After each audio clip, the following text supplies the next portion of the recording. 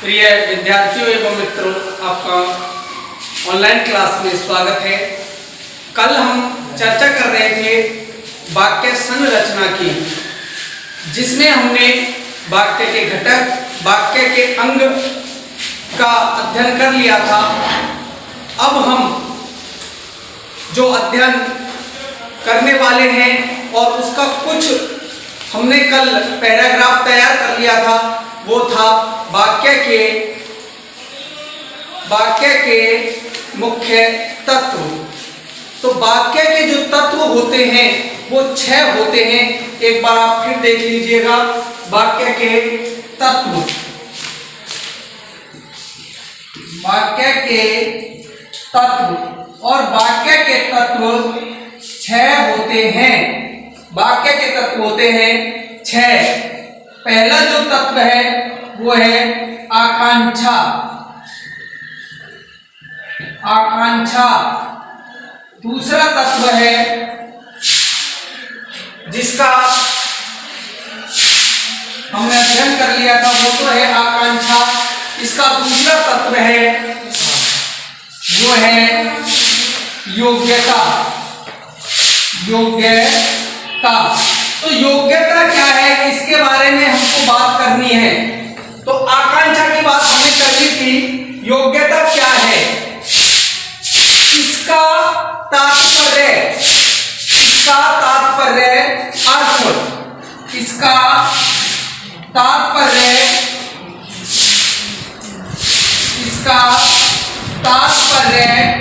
अर्थ प्राप्ति से लगाया जाता है। इसका तात्पर्य अर्थ प्राप्ति से लगाया जाता है।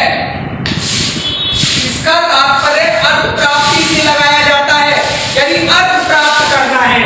योग्यता से तात्पर्य क्या है, इसका तात्पर्य अर्थ प्राप्ति से लगाया जाता है। किससे लगाया जाता है? अर्थ प्राप्ति से लगाया जाता है। कैसे? मानो उदाहरण हमारे पास ये आ जाए, राम पानी खाता है। राम पानी खाता है। अब एक बात बताओ, यहां पानी खाया जाता है या पिया जाता है? राम पानी खाता है, तो यहां पानी खाया जाता है या पिया जाता है? तो ये वाक्य क्या है? अशुद्ध है। ये वाक्य क्या है? अशुद्ध है। अशुद्ध है क्योंकि इसमें योग्यता का अभाव है। इसमें क्या है? योग्यता का अभाव है, क्योंकि इसका तात्पर्य अर्थ प्राप्ति से लगाया जाता है। तो क्या आपको इसका अर्थ मिल रहा है? नहीं मिल रहा। क्यों नहीं मिल रहा? कि पानी क्या किया जाता है? पिया जाता है। पानी पिया जाता है। और जबकि हमारा वाक्य क्या है? पानी खाता है। तो पानी खाया थोड़ी जाता है, पानी क्या है?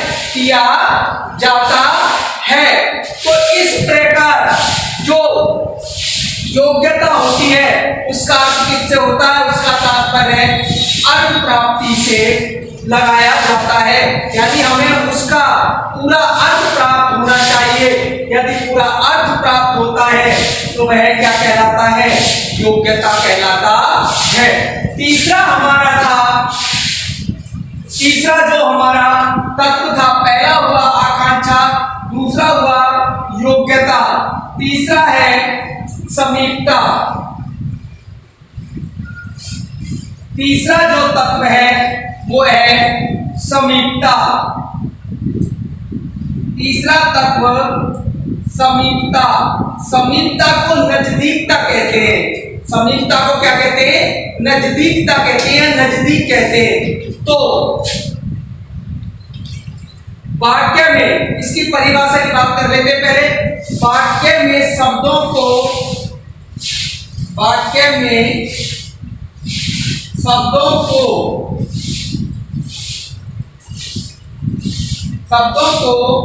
पास पास रखना चाहिए।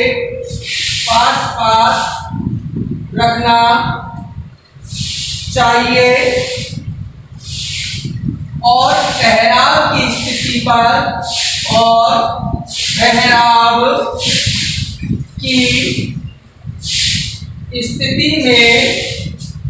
ठहराव की स्थिति में ठहराव की स्थिति में उचित विराम चिन्हों का प्रयोग करना चाहिए।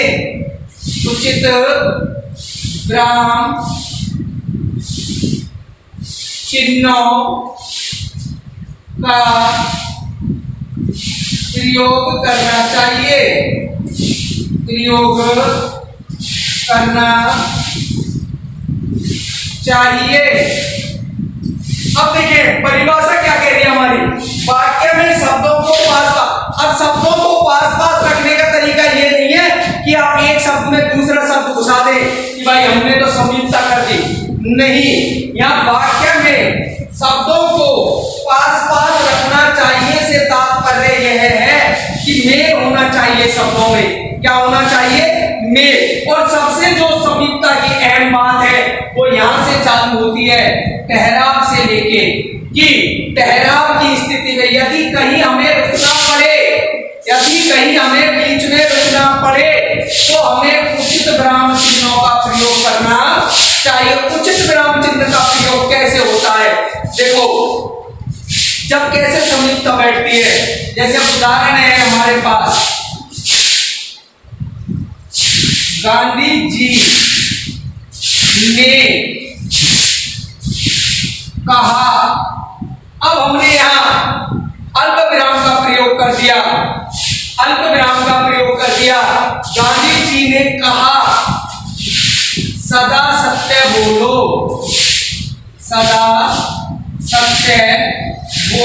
अब देखो हमें यहां रुकना पड़ा, रुकना पड़ा, तो हमने क्या कर दिया? विराम चिन्ह का प्रयोग कर दिया। और ये कौन सा विराम चिन्ह है? अल्प विराम। और बिंदी लगा देते तो अल्प विराम हो जाता है। तो यहां हमें रुकना पड़ा और थोड़ा रुके हम। कितना रुके? थोड़ा। ठहराव की स्थिति आ गई। भाई गांधी जी ने कहा, तो यहाँ क्या हो गया? ठहराव हो गया। और जब ठहराव आता है तो हमें क्या करना पड़ता है? उचित विराम चिन्ह का प्रयोग करना पड़ता है। और जब हमारा वाक्य पूरा हो गया तो हमने क्या लगा दिया? पूर्ण विराम लगा दिया।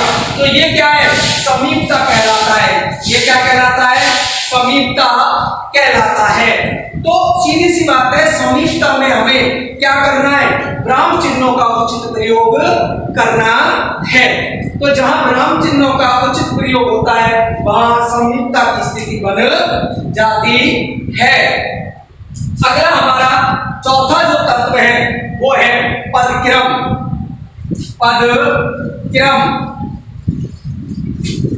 चौथा तत्व हमारा पदक्रम।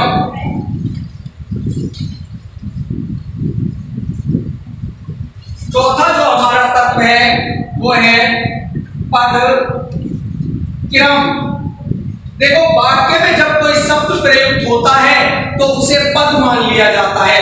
वाक्य में यदि कोई शब्द प्रयुक्त होता है तो उसे पद मान लिया जाता है। तो पदक्रम हमारा चौथा जो तत्व है वो क्या कहता है? उसकी परिभाषा देखें। वाक्य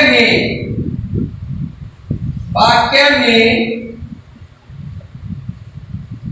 शब्दों को या पद को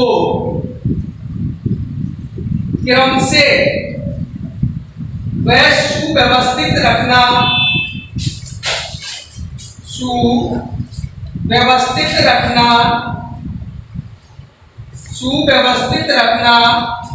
पदक्रम कहलाता है। पदक्रम कहलाता है। यानी वाक्य में शब्दों को या पद को क्रम से व सुव्यवस्थित रखना। क्रम से व सुव्यवस्थित रखना। क्रम से व सुव्यवस्थित रखने से तात्पर्य क्या है? क्या है इन दोनों से तात्पर्य? वो सुने आप कि हिंदी में जो वाक्य का प्रयोग होता है बनाने का वो कैसे बनता है? कर्ता प्लस कर्म प्लस क्रिया। इस तरह जब हम शब्दों को या पदों को जमाते हैं चाहिए कर्ता, फिर क्या होना चाहिए कर्म, फिर क्या होना चाहिए क्रिया। जबकि अंग्रेजी भाषा में थोड़ा सा अंतर है। अंग्रेजी में क्या किया जाता है, अंग्रेजी में किया जाता है कर्ता फिर क्रिया फिर कर्म। अंग्रेजी में कैसे प्रयोग करते हैं पदक्रम का, कर्ता प्लस क्रिया प्लस कर्म। जबकि हिंदी में कर्ता, जबकि हिंदी में क्या करते हैं कर्ता प्लस कर्म प्लस क्रिया। तो इस तरह का हमारा क्या कहलाता है पदक्रम। एक उदाहरण देखें आप, बालक को काटकर, बालक को काटकर फल खिलाओ, बालक को काटकर फल खिलाओ। अब मुझे एक बात बताओ, हमारा वाक्य क्या ढंग से देखें कि ये वाक्य क्या कर रहा है, बालक को काटकर, बालक को काटकर फल खिलाओ। यदि बालक को ही हम काट देंगे तो फल किसको खिलाएंगे। तो वाक्य क्या है, पदक्रम का अभाव है, क्योंकि बालक काट देंगे तो फल कौन खाएगा। तो देखो क्या स्थिति है कि यहां कर्ता तो आ गया, बालक क्या हो गया कर्ता हो गया। काट कर यानी काटना, ये क्या हो गई क्रिया हो गई। और फल क्या हुआ हमारा कर्म, फल क्या हुआ कर्म, फल क्या हुआ कर्म। तो क्या स्थिति है, क्या स्थिति है ये इस प्रकार की स्थिति आ रही है क्या कि कर्ता फिर कर्म फिर क्रिया। यहां तो इंग्लिश वाली स्थिति हो गई कि कर्ता क्रिया और कर्म, यानी पदक्रम की दृष्टि से ये क्या हो गया, पदक्रम की दृष्टि से ये क्या हो गया गलत हो गया। क्या हो गया गलत हो गया। क्या होना चाहिए, बालक को फल काट कर खिलाओ। क्या होगा सही, क्या होगा बालक को फल काटकर खिलाओ, बालक को फल काटकर खिलाओ, बालक को फल काटकर खिलाओ। बालक क्या हुआ कर्ता, फल क्या हुआ कर्म, और काटना क्या हुआ क्रिया।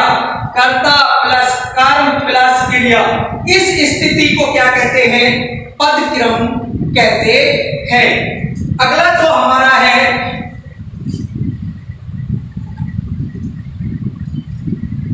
पदक्रम के बाद आता है अन्वय। पदक्रम के बाद आता है पांचवा हमारा अन्वय।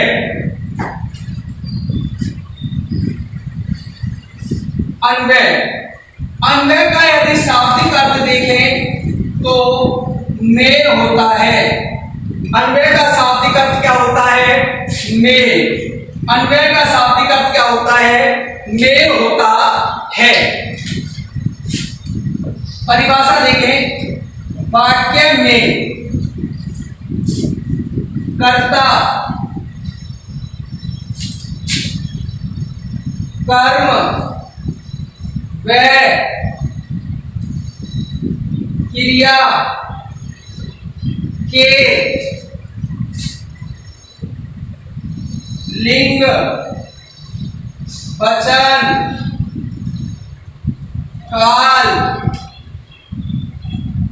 पुरुष में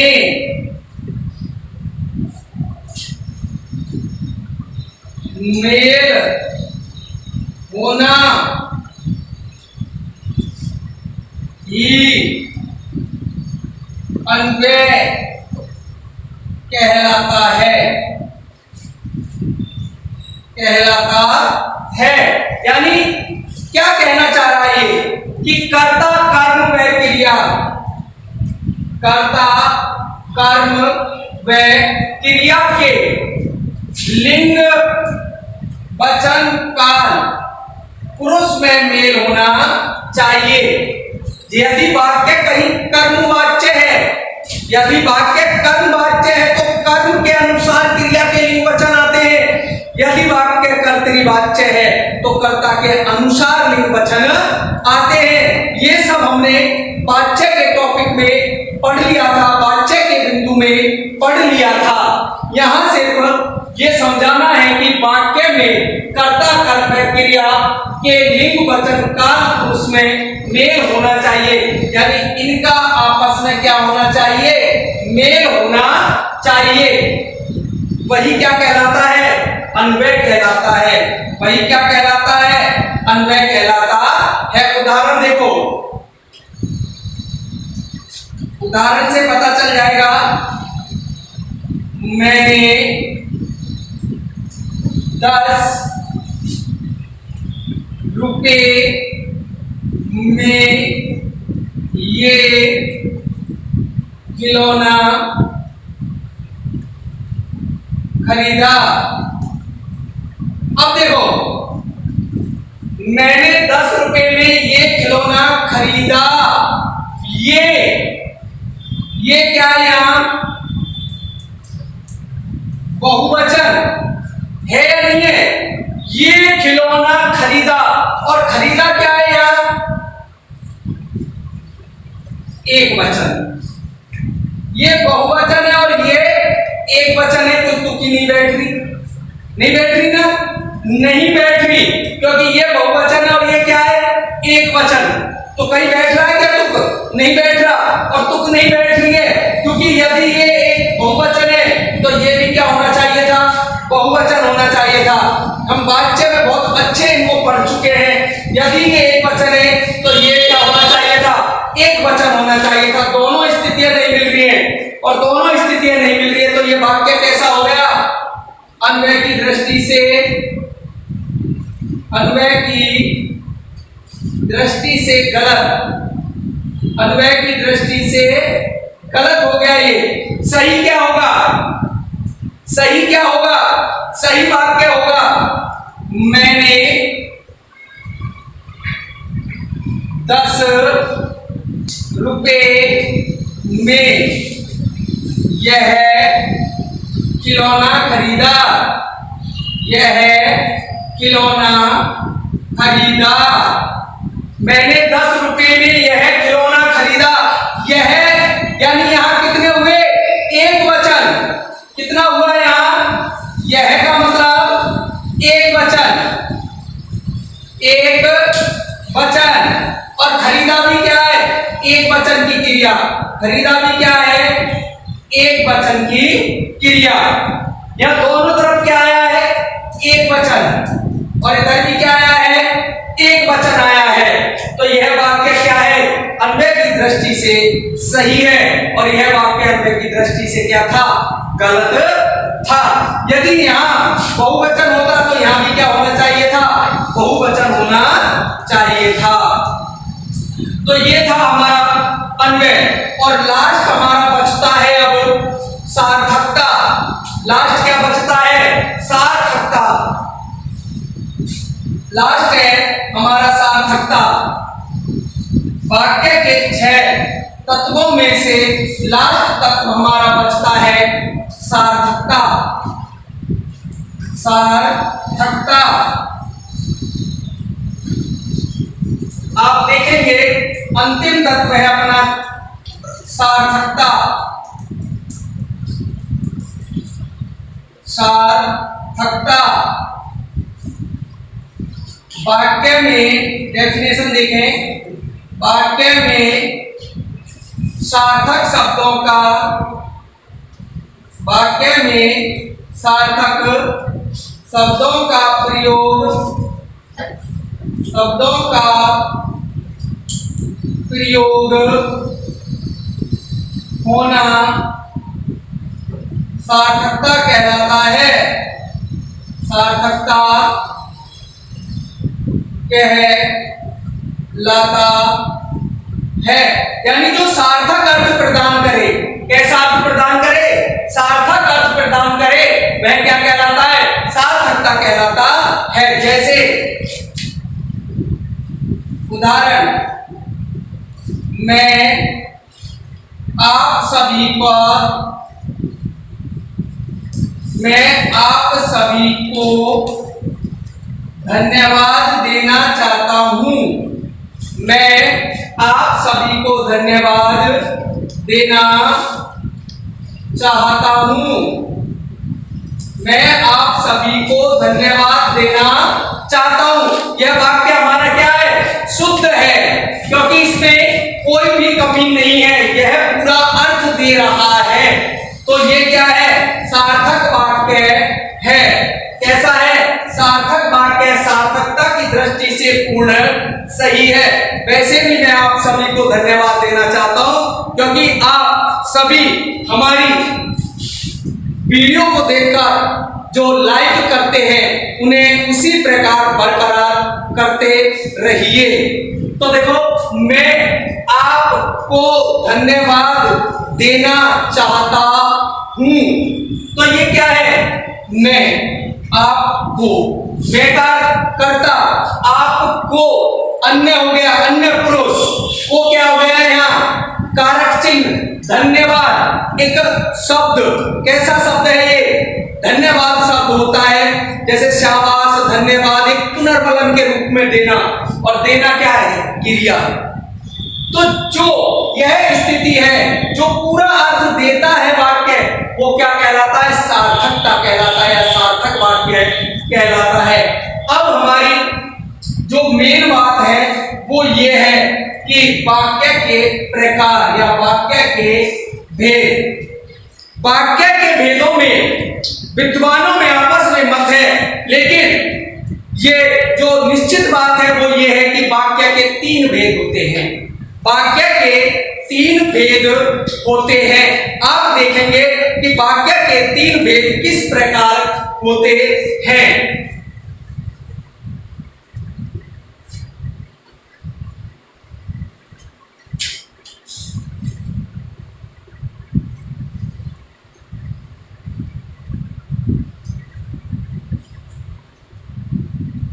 वाक्य भेद, और वाक्य भेद होते हैं 3। वाक्य भेद होते हैं 3।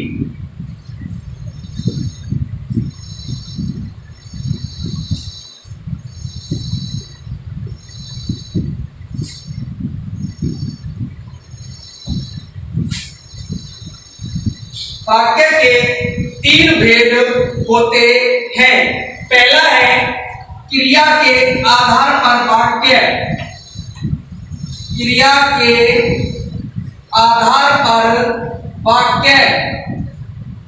क्रिया के आधार पर वाक्य। दूसरा है रचना के आधार पर वाक्य। रचना के आधार पर वाक्य। रचना के आधार पर वाक्य। रचना ना का हो तो प्रयोग भी कह सकते हैं, तो यहां हम प्रयोग भी लगा सकते हैं। प्रयोग में रचना के आधार पर वाक्य। और तीसरा है हमारा अर्थ के आधार पर वाक्य। अर्थ के आधार पर वाक्य। अर्थ के आधार पर वाक्य। वाक्य भेद 3 प्रकार से होते हैं। पहला है क्रिया के आधार पर वाक्य। पहला कौन सा है? क्रिया के आधार पर वाक्य। दूसरा है प्रयोग में रचना के आधार पर वाक्य। और तीसरा है अर्थ के आधार पर वाक्य। अर्थ के आधार पर वाक्य।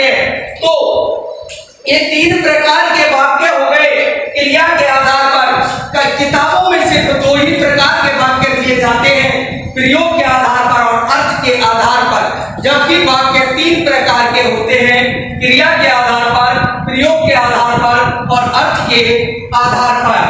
क्रिया के आधार पर वाक्य 3 प्रकार के होते हैं। क्रिया के आधार पर वाक्य 3 प्रकार के होते हैं। पहला है कर्तरीवाच्य। कर्तरीवाच्य। कर्मवाच्य और भाववाच्य। भाववाच्य, कर्तरीवाच्य, कर्मवाच्य, भाववाच्य। प्रयोग रचना के आधार पर भी वाक्य 3 प्रकार के होते हैं। प्रयोग रचना के आधार पर भी वाक्य 3 प्रकार के होते हैं। पहला है सरल या साधारण वाक्य। सरल या साधारण वाक्य। दूसरा होता है संयुक्त वाक्य। तीसरा है मिश्र या मिश्रित वाक्य। मिश्र या मिश्रित वाक्य। सरल या साधारण वाक्य, सरल कह लो चाहे साधारण कह लो। दूसरा होता है संयुक्त, तीसरा होता है मिश्र या मिश्रित वाक्य।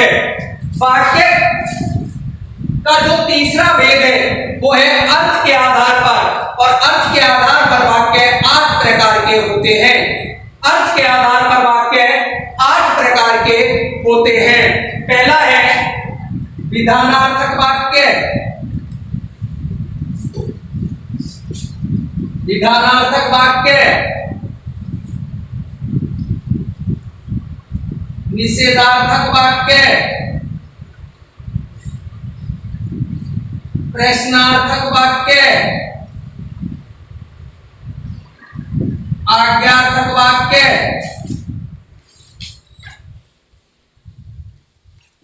इच्छार्थक वाक्य,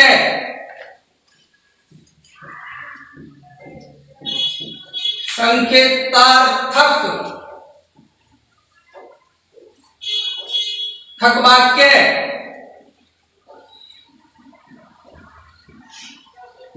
संदेहार्थक वाक्य और विस्मयादिबोधक वाक्य।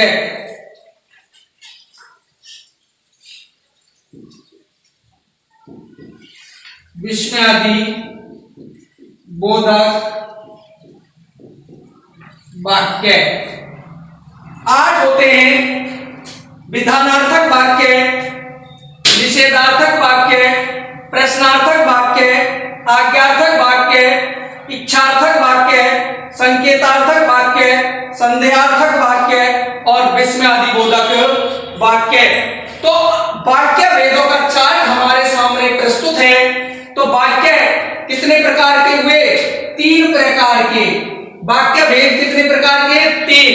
पहला है क्रिया के आधार पर, दूसरा प्रयोग या रचना के आधार पर, तीसरा अर्थ के आधार पर। क्रिया के आधार पर वाक्य होते हैं कितने? 3।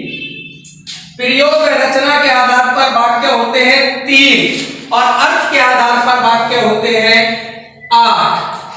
तो देखिए, क्रिया के आधार पर वाक्य कर्तृवाच्य, दूसरा है कर्मवाच्य, तीसरा है भाववाच्य। ऐसे ही प्रयोग व रचना के आधार पर देखें आप, पहला होता है सरल या साधारण वाक्य, दूसरा है संयुक्त वाक्य, तीसरा है मिश्र या मिश्रित वाक्य। अर्थ के आधार पर 8 प्रकार के वाक्य होते हैं। पहला है विधानार्थक वाक्य, दूसरा है निषेधार्थक वाक्य, तीसरा प्रश्नार्थक वाक्य, चौथा आज्ञार्थक वाक्य, पांचवा इच्छार्थक वाक्य, पहला है संकेतार्थक वाक्य, सातवां है संदेहार्थक वाक्य और 8वां है विस्मयादिबोधक वाक्य। इस प्रकार ये वाक्यों का चार्ट हमारे सामने मौजूद है और इसमें से हमने क्रिया के आधार पर जो वाक्य होते हैं 3, इनका पहले से ही अध्ययन कर लिया है। इनका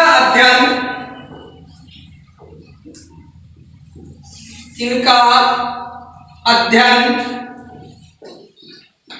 पूर्व में किया जा चुका है। इनका अध्ययन हम पहले से कर चुके हैं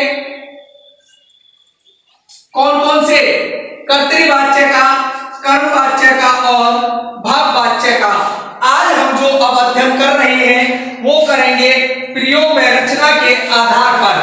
प्रयोग में रचना के आधार पर पहला जो हमारा वाक्य है वो है सरल या साधारण वाक्य।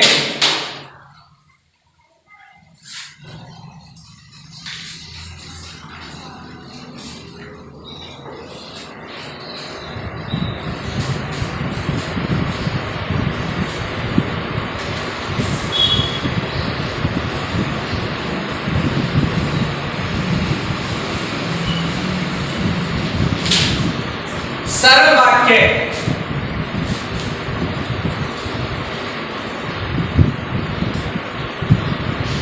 सरल वाक्य, सरल वाक्य।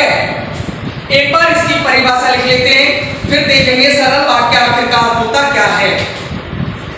तो परिभाषा देखेंगे, ऐसा वाक्य, ऐसा वाक्य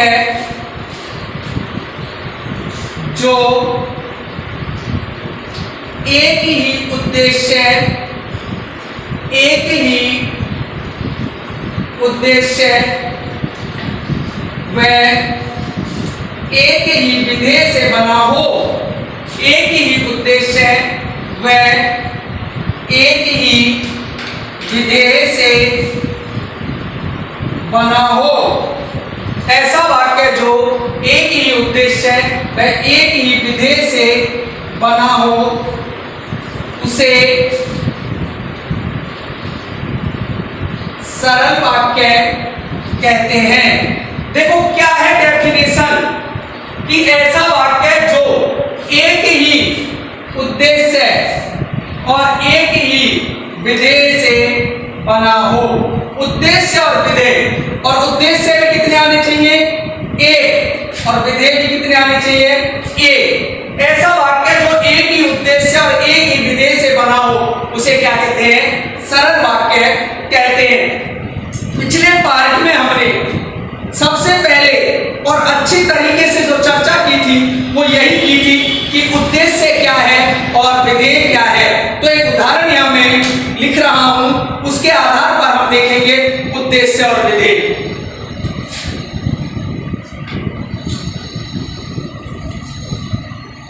राम क्रिकेट खेलता है। राम क्रिकेट खेलता है। तो देखिए भाई, राम, हमने उद्देश्य की पहचान क्या बताई कि राम कर्ता होना चाहिए और कर्ता का विस्तारक होना चाहिए। वो क्या माना जाता है? उद्देश्य माना जाता है। तो राम क्या है यहां? कर्ता। राम क्या है यहां? कर्ता। क्रिकेट खेलता है, क्रिकेट क्या है यहां? कर्म।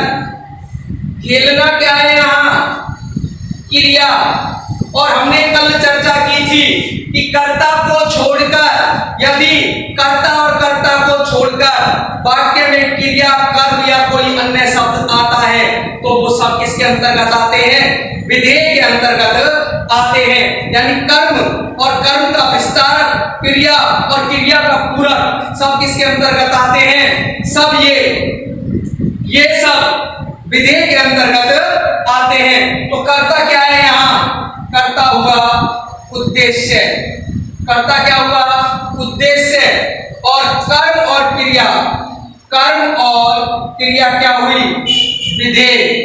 कर्म और क्रिया क्या हुई? विधेय हुई। तो यहां उद्देश्य कितने हैं? राम, यानी कर्ता कितने हैं? एक ही है। उद्देश्य कितने हैं? एक। और विधेय भी कितने हैं? एक। उद्देश्य भी एक है और विधेय भी एक है। तो ऐसी स्थिति क्या कहलाती है? सरल वाक्य की कहलाती है। क्या कहलाती है? सरल वाक्य कहलाती है। कि जिस वाक्य में क्या हो? एक ही उद्देश्य हो और एक ही विधेय हो, वो वाक्य क्या कहलाता है? सरल वाक्य कहलाता है। अगली बात देखें, सरल वाक्य में क्या है? सरल वाक्य में कुछ पहचान है, वो मैं आपको बता रहा हूं कैसे है।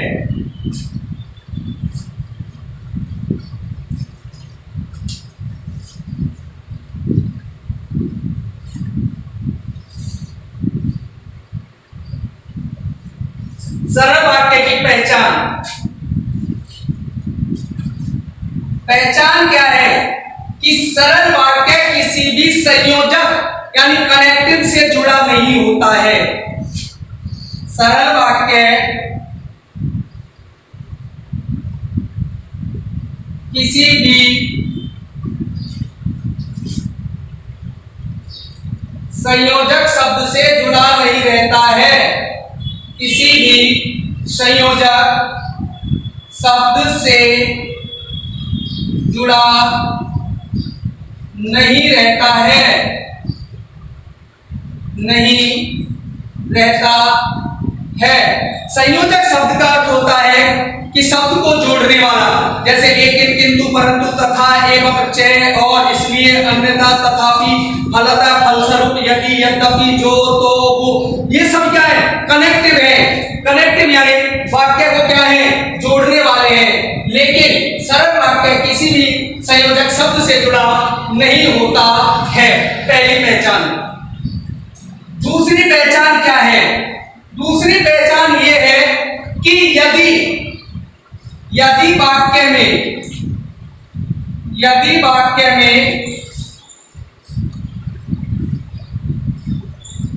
एक से अधिक क्रिया आए, एक से अधिक क्रिया आए, एक से अधिक क्रिया आए,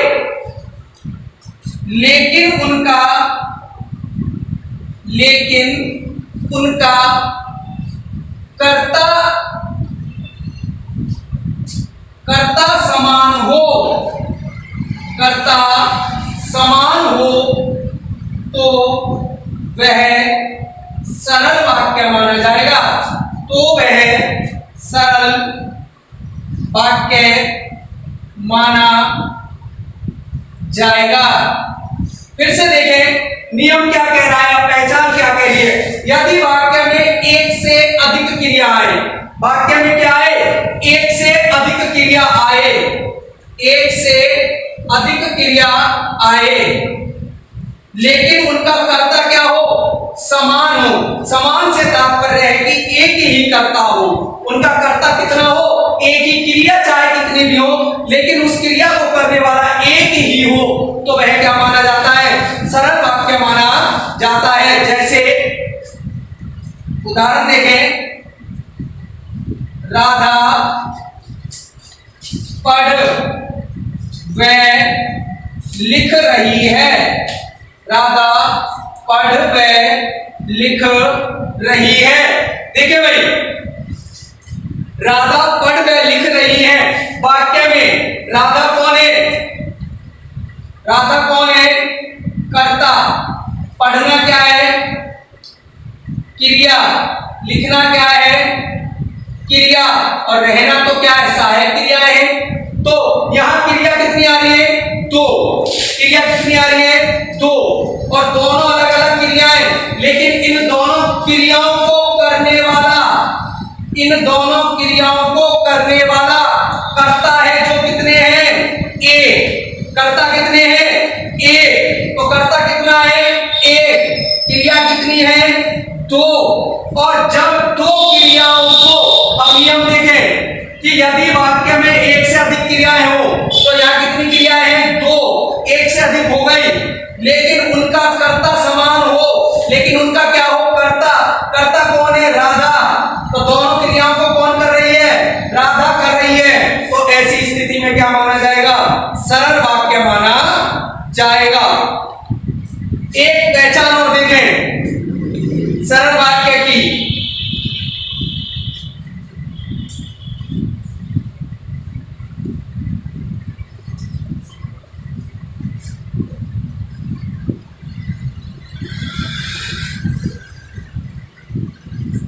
पहचान देखें तीसरी पहचान क्या है?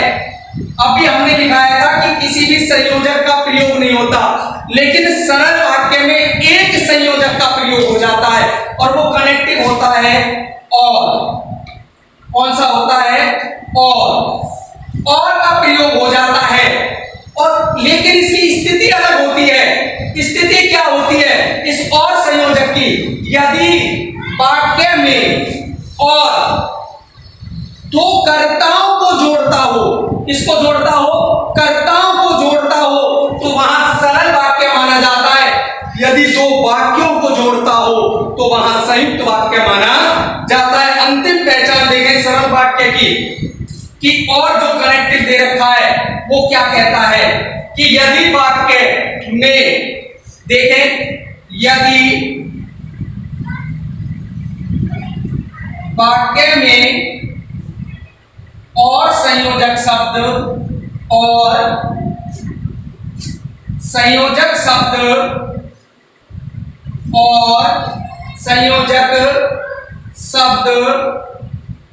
दो कर्ताओं को जोड़े, तो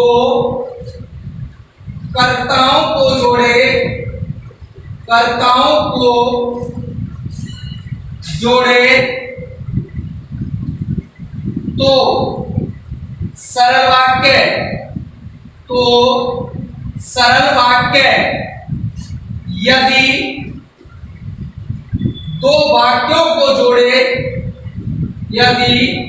दो वाक्यों को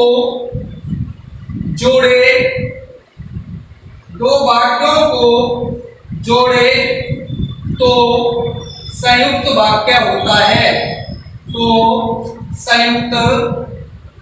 वाक्य होता है। देखिए भाई क्या है पहचान? यदि और संयोजक शब्द किसको जोड़े? दो कर्ताओं को जोड़े। इसको जोड़े, दो कर्ताओं को जोड़े, तो वह क्या माना जाता है? सरल वाक्य माना जाता है।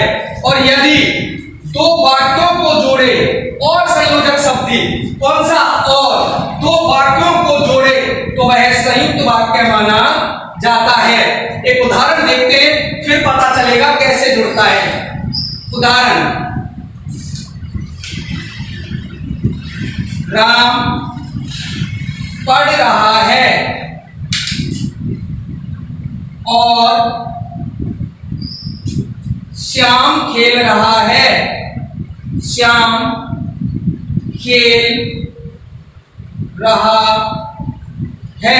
राम पढ़ रहा है और श्याम खेल रहा है। तो देखें एक वाक्य कौन सा हो गया? राम पढ़ रहा है। दूसरा वाक्य कौन सा हो गया? श्याम खेल रहा है। तो ऐसी स्थिति आती है तो वो जो कनेक्टिव लग रहा है हमारा और वो क्या माना जाएगा? संयुक्त वाक्य में माना जाएगा। देखो एक पहचान और बता देता हूं मैं इसकी कि हम अभी बात कर रहे थे कि सरल वाक्य में कितने आते हैं? एक ही उद्देश्य आता है और एक ही विधेय आता है, जबकि यहां एक से अधिक उद्देश्य आ रहे और एक से अधिक विधेय आ रहे हैं। देखो कैसे? राम क्या है? कर्ता। राम क्या है?